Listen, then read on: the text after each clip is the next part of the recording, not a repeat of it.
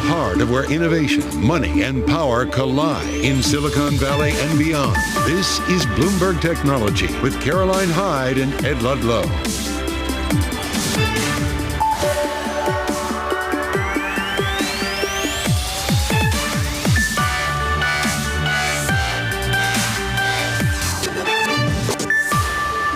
I'm Caroline Hyde at Bloomberg's World Headquarters in New York.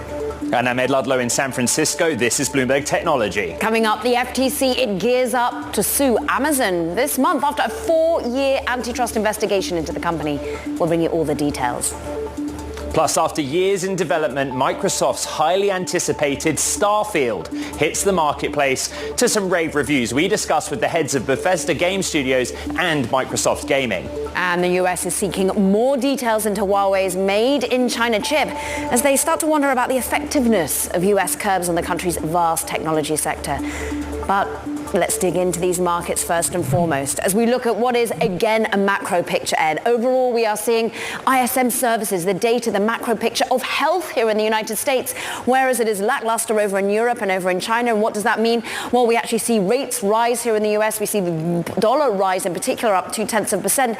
And as we start to see a question of whether the Fed has to go further in terms of interest rate hikes to cool down the inflationary pressure here in the US, that, of course, means further sell-off in the NASDAQ. We're off by more than 1.1%. The two-year yield, as we see, crescendoing up some 6 basis points. We're above that 5% level, so notable in the minds of many at this moment. And we're also looking at what's happening in the Bloomberg Dollar Index, as I said, up 0.2%. What does that mean for the rest of the risk assets out there? Well, we know that Japan, China, they start to talk up, really trying to fight back on preserving their own currencies. What does it mean for crypto? Well, we're seeing actually, of course, continued pressure from the US dollar vis-a-vis Bitcoin. We're now at 25,578. Is there more risk aversion that's playing in? Is it a strong dollar? But we're off by 0.5%. But dig into some of the micro that's dragging down the NASDAQ.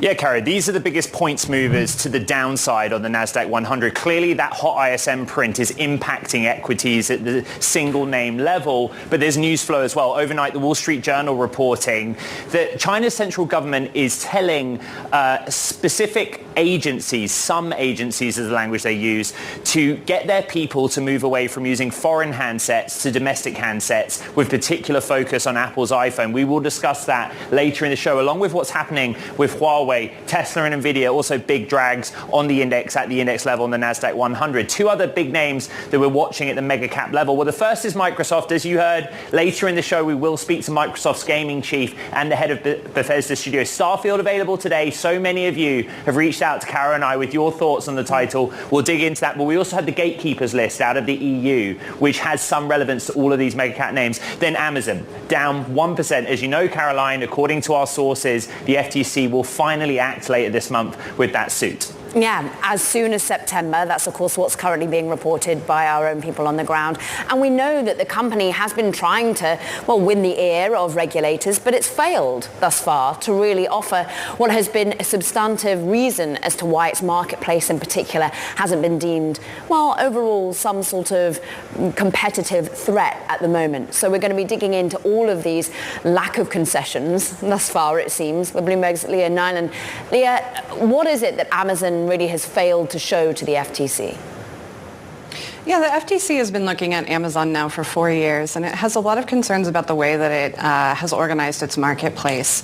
In order to get the Prime badge, which you know is the one that most people buy, it's the one that when you go into the website and click on the buy box, that's the one right there. In order to get that, you have to use Amazon's logistics service, and the FTC is concerned that that unfairly ties access to the marketplace to using these other services that Amazon buys. Now, Amazon has tried to assuage some of the concerns about that, such as by opening up this new program called Prime Sellers, so that you could do your own logistics by using like UPS or FedEx, but that doesn't seem to have resolved any concerns by the FTC. Leah, we know that in mid-August, representatives from Amazon met with the 3 commissioners of the FTC. We talked so much about it with you on this program. But what we didn't really learn was, are there any concessions or anything, Caro talked about that Amazon tried to do to avert this from happening, or was it always just going to happen? Yeah, what we've heard about that meeting, it took place in mid-August. They had a video chat with all of the commissioners and sort of laid out what they think are their defenses to these things. There were no settlement talks at that meeting, so the FTC wasn't particularly interested in hearing about a settlement, which Amazon had offered a settlement to resolve these sort of concerns in both Europe and the UK. But here in the US, the FTC was not particularly interested. So that was sort of the last step before a suit is filed, and we're hearing that it will probably come sometime later this month. And just give us the context, remind us, and if you've forgotten, of course, Lina Khan, many of you expected this was likely to come. It's the big beefy one vis-a-vis Amazon, and actually they've taken steps to sue already in May and then in June. Yeah, so this will actually be the fourth lawsuit that the FTC has filed against Amazon this year. They filed two earlier over the privacy related to Amazon's devices. Those were the Ring doorbell and the Echo speaker. Amazon agreed to pay $30 million in fines related to that. They filed a second suit that remains pending. Amazon contests that one. Over consumer protection allegations related to Prime. The FTC says that Amazon has deliberately made it too difficult for consumers to cancel their Prime subscriptions. Amazon, as I said, is contesting that, and that lawsuit is ongoing. But this will be sort of like the big one. You know, Lina Khan was well known before she became FTC chair for this paper she wrote about Amazon. Someone was joking to me the other day that like this lawsuit is going to be like inscribed on her tombstone when she dies. So, you know, the FTC has been like looking forward to this for at least the past 2 years, and it's going to be one of the biggest moves that they make during the administration. All right, Bloomberg's Leah Nyland on the antitrust beat out of DC. Thank you. Sticking with these kind of geopolitical tensions, the US is working to establish a full detail of Huawei's advances in chip technology, news of which has stoked Chinese nationalism and ignited speculation about the effectiveness of Washington's curbs on the country's vast technology sector. For more, let's bring in Bloomberg's Anne-Marie Auden. AMH, DC are calling for what they see as a warranted investigation into Huawei and the 7 nanometer processor. Will we get one? Well, we heard from Jake Sullivan yesterday, and he really didn't want to make a prediction on what we saw out of Huawei. Interesting, and a coincidence, if you will, or potentially on purpose, when Gina Raimondo, the individual in charge of the Commerce Department, which is enacting those export controls and would likely be the ones to be leading that investigation, when she was leaving China. But what we heard from Jake Sullivan, the president's national security advisor, is that they need more information. They certainly want to look into this. But today, and they might get some political pressure, because today we heard from Representative Michael McCall. He's the Republican chairman of the House Foreign Relations Committee, and he was asked about this. He was asked if China's top chip maker, SMIC, warranted an investigation. He said he certainly thinks it does, and he says it sure looks like they did in terms of violating sanctions. So this is not just going to be political pressure on the White House from Congress, on the Republican side or Democratic side. It does look like they want to see how Huawei was able to come up with this phone, given the fact that SMIC is on the entities list, Huawei itself is on the entities list, and given the fact that you have U.S. technology present within SMIC components. If they were to want to give it to Huawei, they would need to get release and call Washington and get that review before they should be allowed to do so, according to the current rule and law. Small yard, high fence. That's basically what the tactics have been thus far. Do you think that ultimately gets called into question? Because Jake Sullivan seems to be sticking to that particular course. Yeah, it was interesting. What Jake Sullivan wanted to say yesterday is that they still maintain that there is a lot of business between, or it seemed like he was trying to say business between Washington and Beijing on the commercial side, but these export controls, these sanctions, these investigations, if they have one, really has to do with national security concerns. That was the message from Gina Raimondo when she was in China, and that seemed to be the message yesterday from the podium in the West Wing. Anne-Marie Auden. Brilliant. Thank you very much for bringing us the inside track from Washington. Meanwhile, look, let's just talk a little bit more about what's happening in China, because the government agencies have in fact banned staff from using iPhones, Apple iPhones, and other foreign branded devices at work. That's all, as we understand, to the Wall Street Journal. China is Apple's largest international market, remember, and iPhones are common in both government and indeed private sector. So we'll see how that continues to unfold.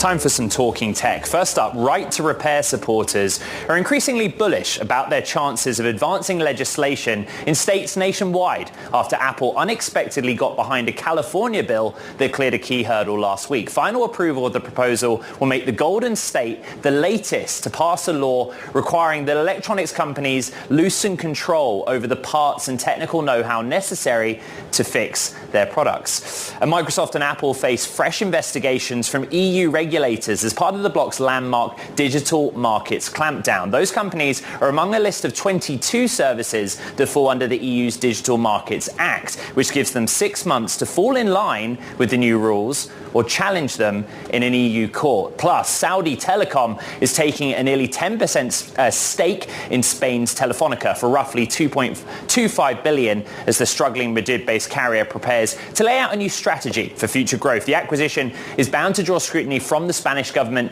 which views Telefonica as a company of strategic importance, operating infrastructure that is critical to the nation's defense and security. Caroline.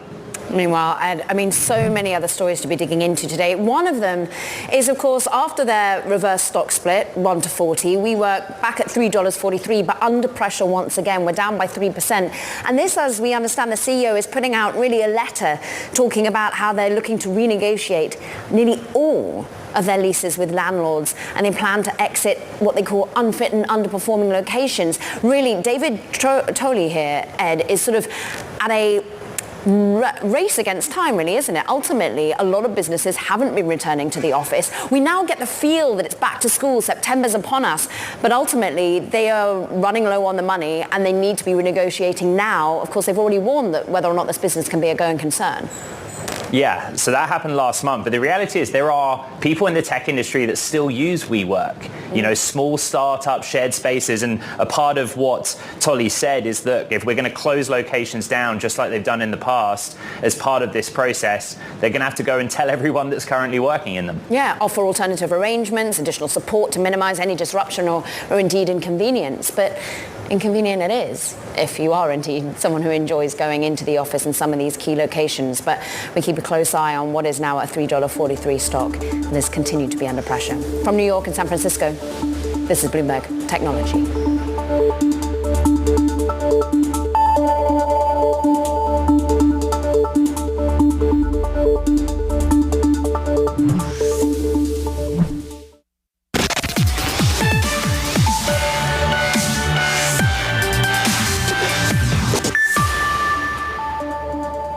Let's go global and take a look at India's economic transformation, with multinational giants like Apple and Samsung looking to diversify their manufacturing away from China. Here's the question: is India prepared to take China's path and emerge as the next global factory to become the next economic powerhouse? Here's Bloomberg's Minaka Doshi.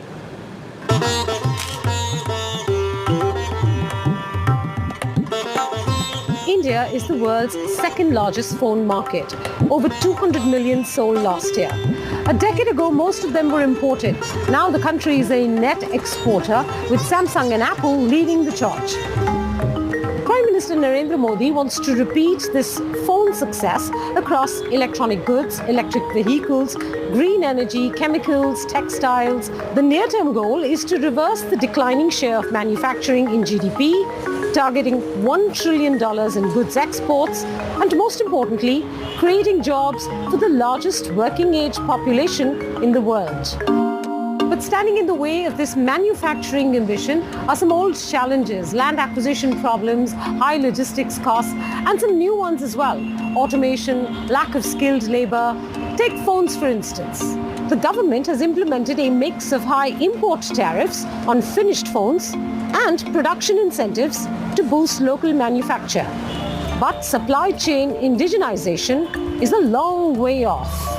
According to one report, Indian factories add 18% in value to the electronic devices they assemble for export, compared with 38% in China and 24% in Vietnam. Manufacturing in Vietnam is also cheaper by at least a tenth. The Make in India campaign will benefit from record investments in infrastructure and logistics. There's also the lure of a potentially large domestic market. And now there's the China Plus One wave, as large global corporations seek to mitigate geopolitical risks and they're slowing China economy by diversifying their supply chains. Since the liberalization of its economy in the 90s, India has come to be known as the back office to the world. But to become a developed economy, the government also needs it to become the factory to the world.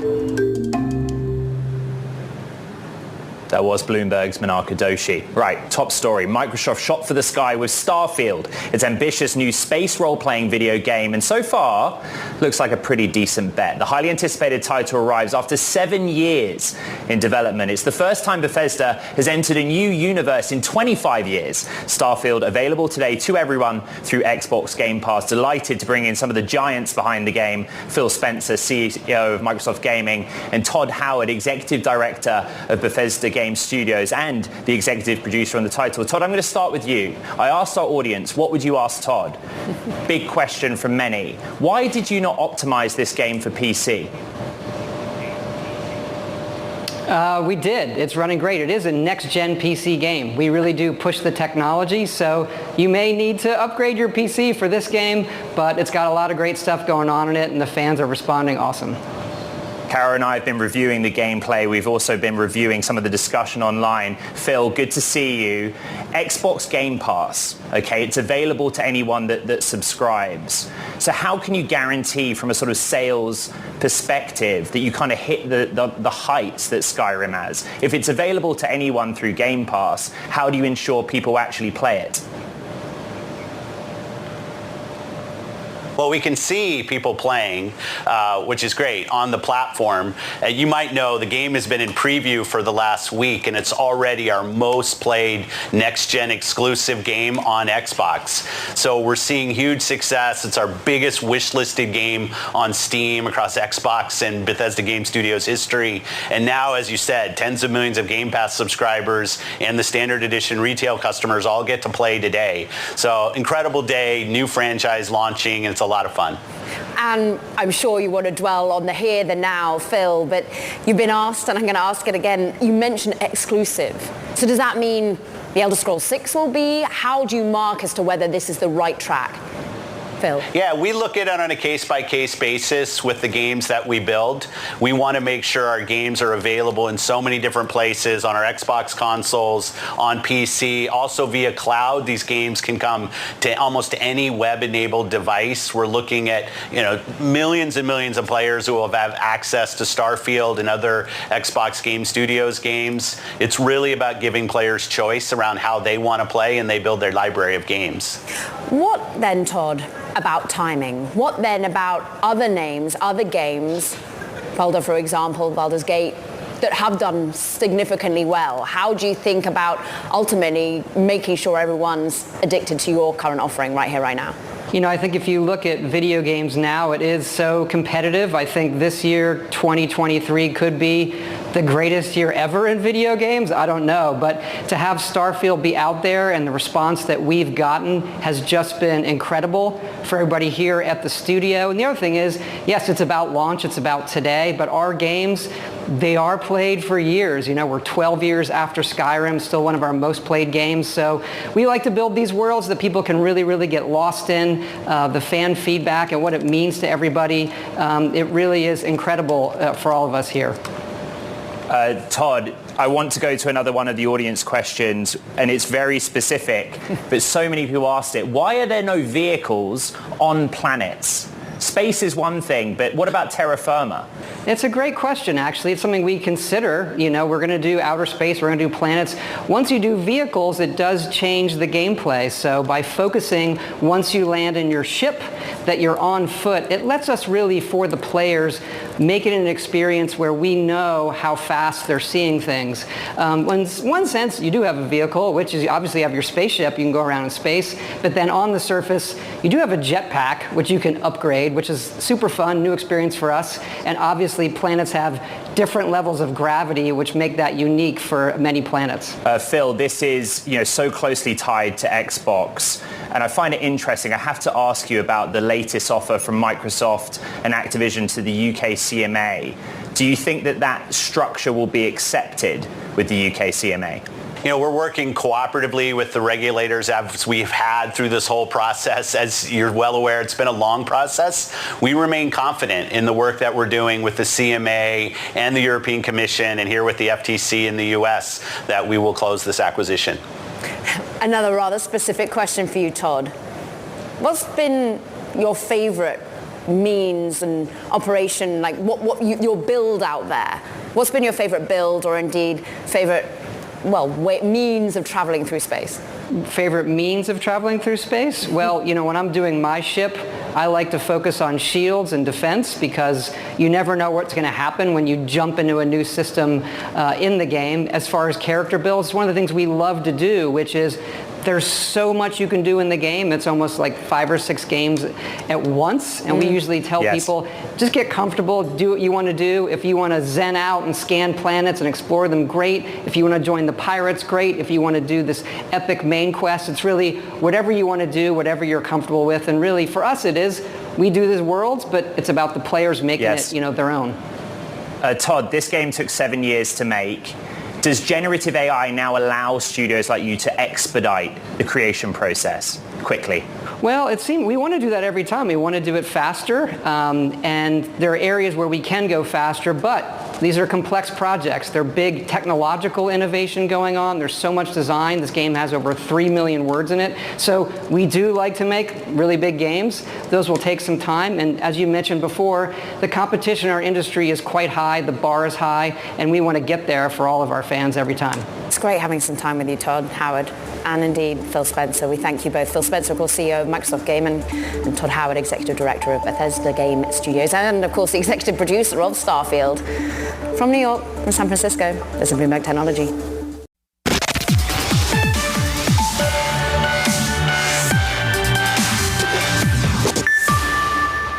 Welcome back to Bloomberg Technology. I'm Caroline Hyde in New York. And I'm Ed Ludlow in San Francisco. A quick check-in on the markets, looking at the NASDAQ 100 at the index level, Caro.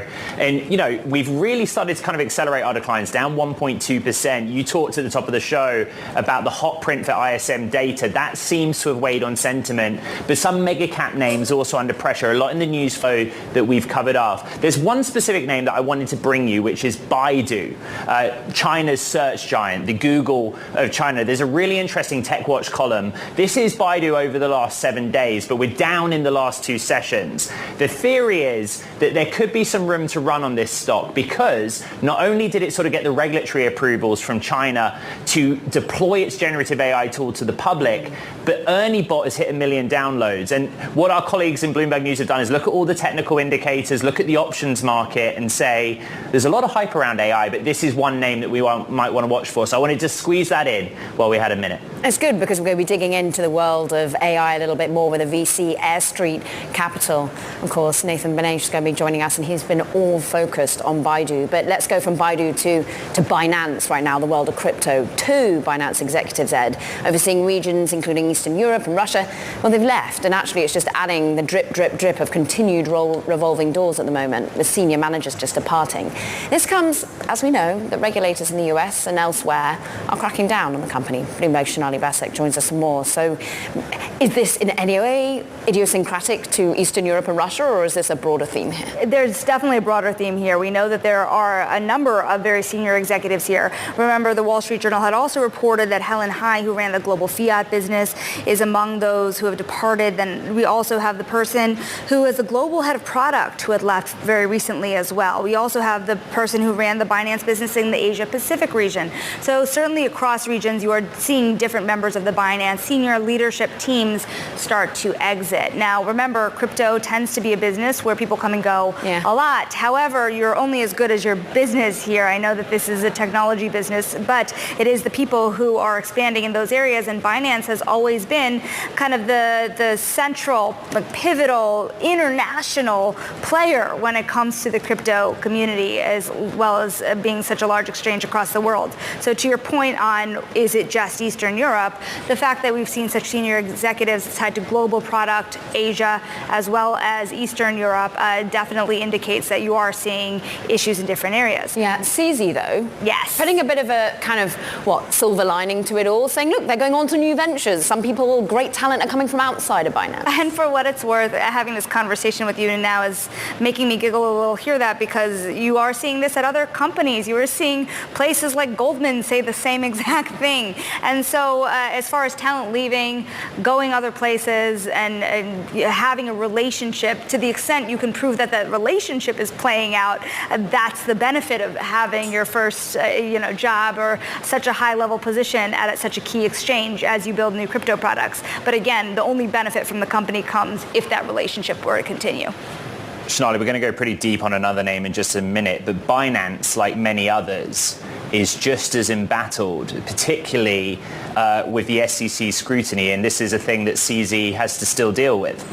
Of course, yeah. Remember, that is, of course, a very big problem here when you come to the lawsuits that they're facing, as well as the regulatory scrutiny, particularly here in the United States. I would also say it's not just the SEC that it's facing. Remember, we're not too many months away from when their own stablecoin product had faced scrutiny here via the issuer that it worked with through the New York Department of Financial Services. And these are all pretty critical pieces of the puzzle when you think about what the crypto industry relies on and what they trade at the end of the day. So it is kind of coming from all sides, isn't it? But again, these are now years-long issues that Binance has been facing. And so these executives leaving is not just about regulation anymore, it's about business.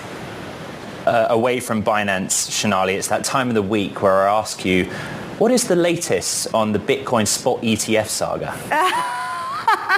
Ed, we are weeks away from the next set of answers from the SEC on whether they're going to approve or punt or deny more ETFs. And given that we are just days away from when they've punted yet again on a host of ETFs tied to major providers, just a day ago we were speaking to an executive at Valkyrie, which has a pending application, who said that he believes that there's a 50% chance that after October they finally get an answer either way. And there is a grand hope that there will be an approval, but it is pretty fascinating to see the Grayscale Bitcoin Trust, for example, how it's trading. It's still at a 20% discount to its net asset value. Remember, that gap had closed after the initial decision last week from the district judge regarding their lawsuit against the SEC. As far as Grayscale goes, they're asking the SEC for answers as well. They're only a couple days into that 45-day waiting period. But that 45-day waiting period, the longer it goes on, the more frustrating it is for everybody who has an application that is sitting on the sidelines, that is waiting for an answer in October. Yeah, and it is an important question because the market is trying to play it. And if there's anyone that understands the moving timeline, it's Bloomberg's Sonali Basak. Thank you very much. Okay. As the AI hype brings founders and a fresh influx of VC dollars to San Francisco, one industry has been left ruining what might have been, crypto. That's the view of Ripple Labs co-founder Chris Larsen. I sat down with him yesterday here in San Francisco, a city that Larsen's now trying to help fix. He outlines how he feels the federal government and US regulators have cost San Francisco the title as the blockchain capital of the world. Have a listen.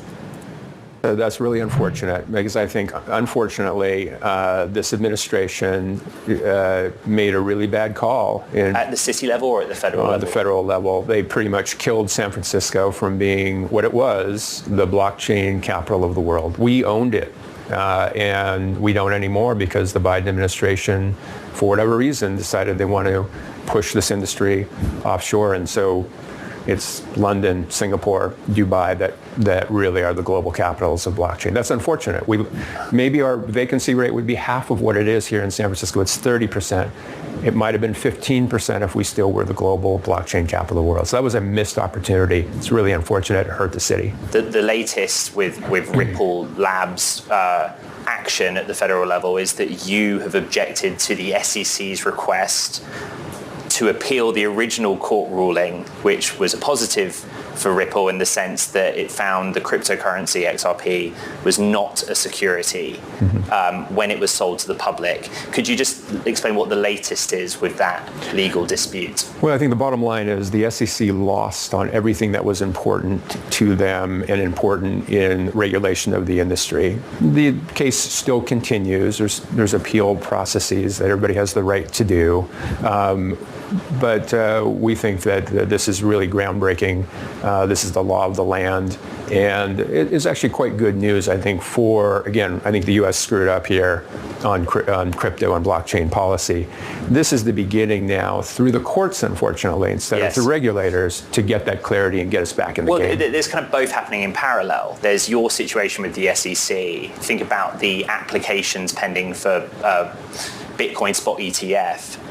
Gary Gensler and the SEC have both decisions to make on applications and fights that they are not willing to pick. How has that reflected on Gary Gensler, to your mind, as lead of that organization? You bring up a great point. You saw in the latest challenge on the ETF, the Bitcoin ETF. Again, SEC lost, but not only that, the judge really admonished the SEC, really called them out in a way that you don't really see very often. I think it's just more proof that Gary Gensler's decision of sort of engaging this regulation by enforcement, rather than getting clear laws, he knows they're not clear. He just likes that lack of clarity so that he can go after anybody and make up the rules as he goes along through bullying. And that's not the American way. This should be at Congress. We should have clear rules from the legislatures, not through these sort of unelected, power-hungry, and really misplaced decision makers that you see in Gary Gensler. Well, Kara, I mean, you heard it. Strong words against the chair of the lead US regulator, but he's basically making an appeal, which is we want the federal government to write laws, not keep going to court over and over again with the same agency. And yet they haven't. And it's interesting, we're getting more and more clamour that perhaps this isn't a partisan issue, perhaps this becomes bipartisan in some way. But Ed, what's interesting is just dwell on the San Francisco element here, because this is what really took my attention, how he feels that the sort of sucking sound of crypto and blockchain has hurt the city and indeed the district yet more.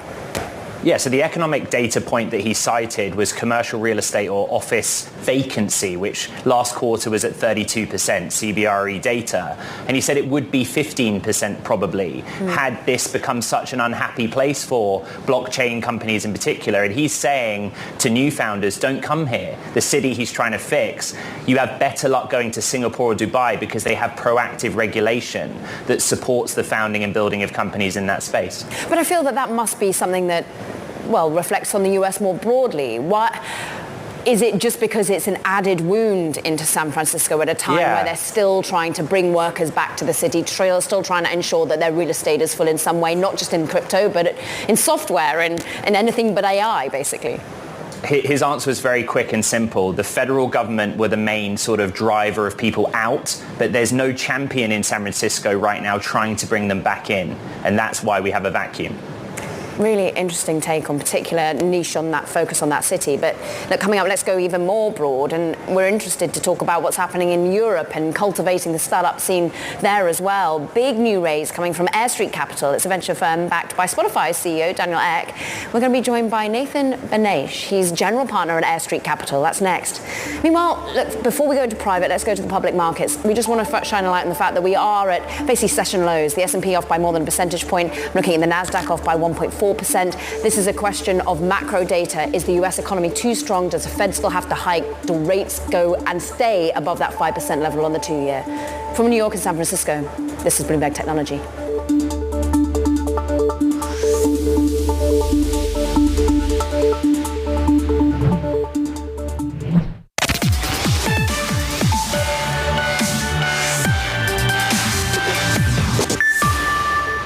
It is that time, our VC roundup, starting with 500 Global. Look, it's one of the most active early-stage venture investors over in Southeast Asia. It's an early backer of Grab, and they just raised $143 million to ramp up investments in the region. Firm now has more than $2.4 billion in assets under management.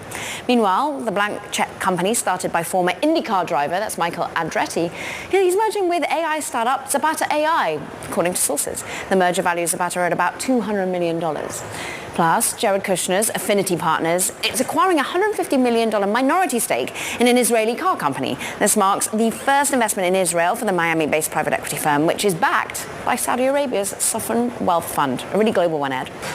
Yeah, those are the VC headlines. Let's stick with the world of venture capital. Air Street Capital, a venture firm focused on early-stage AI startups, has just raised a second fund worth $121 million with backing from Spotify's CEO, Daniel Ek. Let's bring in Nathan Benesh, general partner at Air Street Capital, for today's VC Spotlight. We ask this question, Nathan, every time.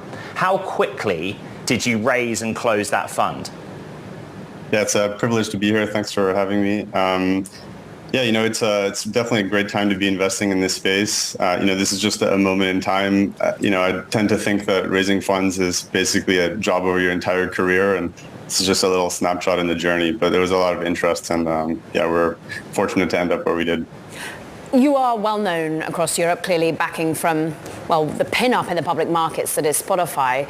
But I'm interested in basically the areas of opportunity. Many would say, look, AI is kind of dominated by San Francisco right now, but I think a Mistral over in Europe, which had a phenomenal first raise. What opportunities in artificial intelligence are you seeing from the region? Yeah, I think the opportunities for AI are genuinely global. What's fascinating about Europe is it has this very strong academic and research base. For many years, many of the major contributors to landmark AI research papers that kind of underpin the technology that works today, had their early careers in Europe. And I'm investing both in Europe and in North America. I've been particularly interested in pharmaceuticals and drug discovery, where I think AI is one of these amazing native languages to explain biology. I'm also interested in enterprise software and automation, and also emerging sectors like robotics and national security and defense. Nathan, can the startups in Europe building large language models compete with those being built here by the likes of OpenAI, by Google? Yeah, I think the foundation model space is particularly tricky. I mean, as we all know, it's very capital intensive, and there's probably going to be just a couple of winners here that'll form this kind of bedrock of web services. I'm particularly not extremely drawn to these companies because I'm not sure they make for great venture investments, particularly for early stage funds. But it's definitely an interesting domain to watch, and never say never, but it's not really the focus for me. And what's interesting is we came to you, Nathan, on a story, really global one, of sort of venture backed by Saudi Arabian money investing in Israeli startups. And I'm interested as to where the competition is for allocation of checks. Are you seeing Chinese money? Are you seeing Middle Eastern money coming into the startups across Europe? And are they taking it? And are you investing alongside them? I actually don't see that much. For sure, in the news we've seen, AI generally become part of the geopolitical discourse, and it's one of the kind of vectors through which various companies are going to be competitive going forward, and so it makes sense the government should be involved. And I think the UK government's been making some interesting moves there as well. On the investing landscape, I don't really see them. We tend to work with European and North American partners for pretty much exclusively. But hasn't really crossed my roadmap as much. And Nathan, what is interesting is, of course, where you're coming to us from, and indeed, the ties you have with the UK sector in particular. And Ed, that is one that we talk about time and time again, really, London and its ability to continue to be a dominant force in AI or indeed tech. I think back to IVP, they talked about it, Nathan, being a London-based bridge to Europe. You're going to run your firm out of London. What's it like in this post-Brexit world? Is it a good place to be a VC? Yeah, I think VC's definitely gone global, particularly in the last couple of years. I think firms that have been reticent to write checks over Zoom, are no longer like that. I mean, for me, actually, I've invested 2 checks over Zoom and sold the company before I actually met the founders in person. So this can happen. I'm completely happy with that. I tend to use London as the base, and then I'm very happy to travel wherever I need to in Europe and North America. But as you say, Europe is a hotbed for talent, and with DeepMind kind of winning the power balance with Google to be like the de facto AI lab for the company and being based in London, I think is a big win. And with OpenAI joining the fray and Anthropic as well, I think it's a great time to be in the space. we've tracked all the data this year from PitchBook or CB Insights, wherever, about the flow of VC dollars to San Francisco in the context of AI and ML. I just wondered if you could explain any bright spots that you see, even if it's at a city level, where there is a lot of talent, there's a lot of dollars flowing to very specific areas in Europe. Yeah, I think it's a very distributed kind of game, and as you know, like seed is very local in a way, so you do have to be present in different ecosystems, which is, you know, why we try and make key contributions into the space through State of AI report, through running best practice meetups, and kind of trying to lift sort of all boats basically by showing best practices. We invest in everything from, you know, a spin out in Stuttgart to, you know, companies in Zurich or Paris or Stockholm, and so I think if you kind of own the megaphone online, where basically the forum for machine learners to debate is basically Twitter or now X.com, then that's a great place to start to meet people. And so I think when I'm in New York, people think I live there. When I'm in London, people think I live there. It's, you know, I just go wherever the opportunities are. And Nathan, you of course have a PhD in cancer biology from the University of Cambridge. Where is the opportunity in the biotech meets AI space? I think it's a radical transformation for how drugs are developed, designed, marketed, how, you know, patients are selected for trials, and how we monitor success of trials as patients are going through them. And I think every one of those steps in the process that I described can really be rethought using better data capture, better machine learning, trying to remove a lot of the biases and irreproducibility issues that you see, because a lot of this process has still been very artisanal.